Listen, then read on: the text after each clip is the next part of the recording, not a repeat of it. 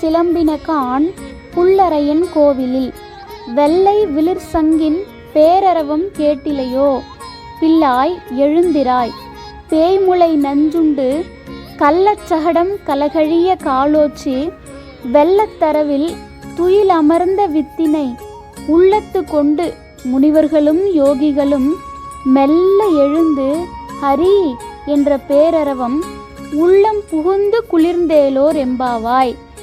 அனைவருக்கும் வணக்கம். இன்று மார்கழி மாதம் 6வது நாள். அதனால் திருப்பாவையினுடைய 6வது பாசுரத்தை பார்க்குறோம். திருப்பாவையினுடைய முதல் 5 பாடல்கள் திருப்பாவைக்கு ஒரு முன்னுரை மாதிரி முதல் பகுதியாக அமைந்திருக்கு. 6லிருந்து 15வது பாசுரம் வரைக்கும் நமக்கு திருப்பள்ளி எழுச்சி மாதிரி அமைந்திருக்கு அப்படின்னு சொல்கிறாங்க. ஏன்னா இந்த 6ஆம் பாசுரத்தில் இருந்து 15ஆம் பாசுரம் வரை ஆண்டாள் ஒவ்வொரு ஆழ்வாரை ஒத்த தோழியரை எழுப்புறதா சொல்லப்படுறதுனால இது 2ஆம் பகுதி அப்படின்னு உரையாசிரியர்கள் நமக்கு பிரித்து கொடுத்துருக்காங்க. சரி, இதற்கான பொருள் என்ன அப்படின்னு பார்ப்போம். புல்லும் சிலம்பினகான், புல் அப்படின்னா பறவைகள் அப்படின்னு அர்த்தம். சிலம்புதல் அப்படின்னா ஓசை எழுப்புறது. அது காலையில் எழுந்து பறவைகள் ஓசை எழுப்பும் இல்லையா,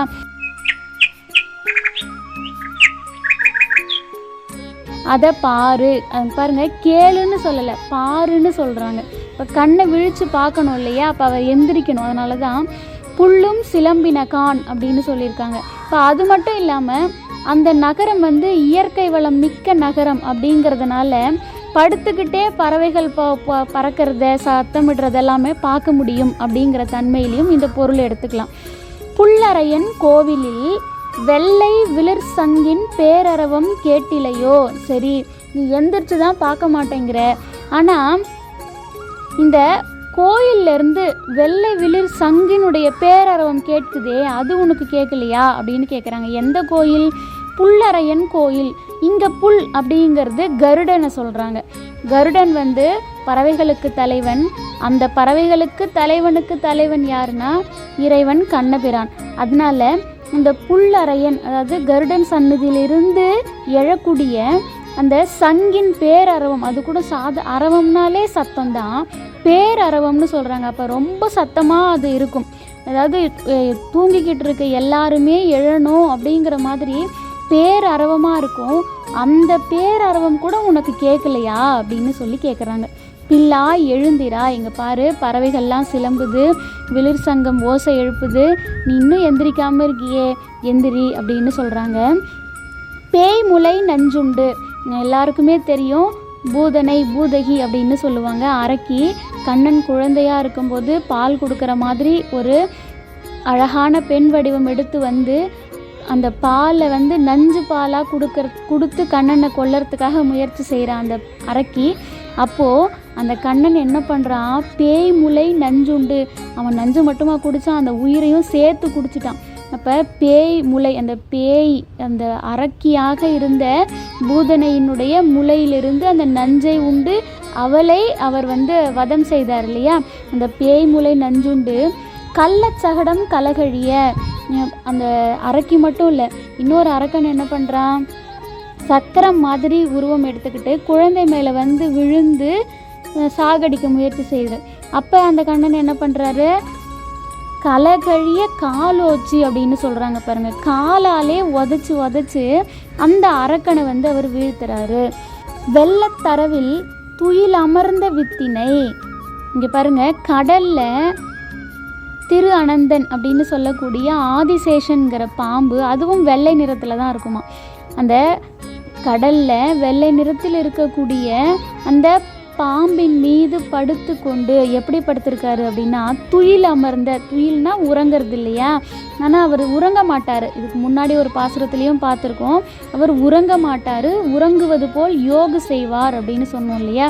அதாவது அந்த அனந்தாழ்வார் மேலே படுத்துக்கிட்டு அவர் என்ன பண்ணுவாராம், இந்த உலகத்து மக்களுக்கு என்ன பண்ணலாம், இன்னும் எப்படி இவங்கள சிறப்பாக வச்சுக்கலாம், என்னெல்லாம் நம்மளுடைய பக்தர்களுக்கு தேவைப்படுது, அடுத்து என்ன அவதாரம் எடுக்கலாம், எப்படி இந்த உலகத்து மக்களோடு நம்ம ஒன்றி இருக்கலாம் அப்படி சொல்லி நம்மளை பற்றியே தான் இறைவன் யோசிச்சுட்டு இருப்பார். அப்போ அவர் படுத்துக்கிட்டு தூங்குற மாதிரி இந்த சிந்தனைகளோடு அவர் யோகம் செஞ்சுக்கிட்டு இருக்காரு அப்படின்னு சொல்கிறாங்க. அதுவும் வித்தினை அப்படின்னு சொல்லியிருக்காங்க பாருங்கள். வித்து அப்படின்னா விதைன்னு அர்த்தம். அப்போ குழந்தை கண்ணனை வித்து அப்படின்னு சொல்கிறாங்க. ஆண்டாளை கூட வேதம் அனைத்திற்கும் வித்து அப்படின்னு சொல்லி ஆண்டாள் எழுதின திருப்பாவையை சொல்லுவாங்க. அதனால் இந்த இடத்துல கண்ணனை வெள்ளத்தரவில் துயில் அமர்ந்த வித்தினை அப்படின்னு சொல்லியிருக்காங்க. அந்த வித்தினை உள்ளத்து கொண்டு அந்த வெள்ளத்தரவில் படுத்துக்கிட்டு உறங்குவது போல் யோகு செய்யக்கூடிய அந்த வித்தினை உள்ளத்து கொண்டு யார்? முனிவர்களும் யோகிகளும். இந்த முனிவர்களும் யோகிகளும் எப்போவுமே கண்ணனுடைய ஞாபகமாகவே இருக்காங்க. அவங்க உள்ளத்தில் இருக்கக்கூடிய வித்து எதுனா கண்ணன். அதனால் உள்ளத்து கொண்டு இந்த முனிவர்களும் யோகிகளும் என்ன பண்ணுறாங்க? மெல்ல எழுந்து உறங்கி எழுந்துக்கும் போதே அப்போ தான் எழறாங்க. எழும்போதே ஹரி ஹரின்னு சொல்லி கூப்பிடுறாங்களாம்.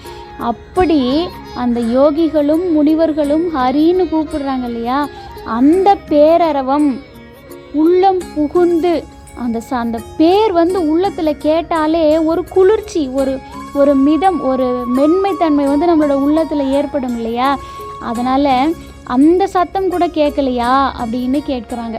உள்ளம் புகுந்து குளிர்ந்தேலோர், அதை கேட்கும்போது எவ்வளவு குளிர்ச்சியாக இருக்குது, அதை கேட்டு கூட நீ எந்திரிக்கலையே அப்படின்னு சொல்லும்போது அந்த பெண் எழுந்து வரா, அடுத்த வீட்டுக்கு போகிறாங்க அப்படின்னு சொல்லி இந்த உரையானது முடியுது.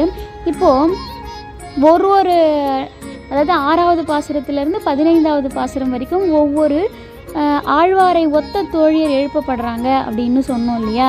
இங்கே பிள்ளாய் எழுந்திராய் அப்படின்னு சொல்கிறதுனால கண்ணனை பிள்ளையாக நினச்சி பாடல் பாடி பல்லாண்டு பாடி அவருக்கு எந்த ஒரு தீங்கோ இல்லை எந்த ஒரு இடையூறும் வந்துடக்கூடாது, அந்த கண்ணன் அதாவது குழந்தைக்கு நம்ம எந்த ஆபத்தும் நெருங்கக்கூடாதுன்னு நினைப்போம் இல்லையா. அந்த மாதிரி பெரியாழ்வார் கண்ணனை நினச்சி தான் பல்லாண்டு பல்லாண்டு பல்லாயிரத்தாண்டுன்னு சொல்லி திருப்பல்லாண்டு பாடியிருக்கார். அதனால் இந்த பாசுரத்தில் பெரியாழ்வாரை ஒத்த ஒரு தோழி எழுப்பப்படுகிறாள் அப்படின்னு சொல்லியிருக்காங்க. மறுபடியும் ஒரு பாசுரத்தை பார்க்கலாம். புல்லும் சிலம்பினகான் புல்லறையன் கோவிலில் வெள்ளை விளிர்சங்கின் பேரரவம் கேட்டிலையோ பிள்ளாய் எழுந்திராய் பேய்முலை நஞ்சுண்டு கள்ளச்சகடம் கலகழிய காலோச்சி வெள்ளத்தரவில் துயிலமர்ந்த வித்தினை உள்ளத்து கொண்டு முனிவர்களும் யோகிகளும் மெல்ல எழுந்து ஹரி என்ற பேரரவம் உள்ளம் புகுந்து குளிர்ந்தேலோர் எம்பாவாய் அப்படின்னு சொல்லியிருக்காங்க. இந்த பதிவு நிச்சயமாக உங்களுக்கு பலன் கொடுக்கக்கூடியதாகவும் பயனுள்ளதாகவும் இருக்கும் அப்படின்னு நம்புகிறேன். நிச்சயமாக இந்த பதிவு உங்களுக்கு பிடிச்சிருந்தா மற்றவங்களுக்கும் ஷேர் பண்ணுங்கள். இந்த பதிவு உங்களுக்கு பிடிச்சிருந்தா வீடியோவை லைக் பண்ணுங்கள். உங்களோட கருத்துக்களை கமெண்ட் பண்ணுங்கள். நாளைக்கு அடுத்த பாசுரத்தோடு உங்களை சந்திக்கிறேன். நன்றி.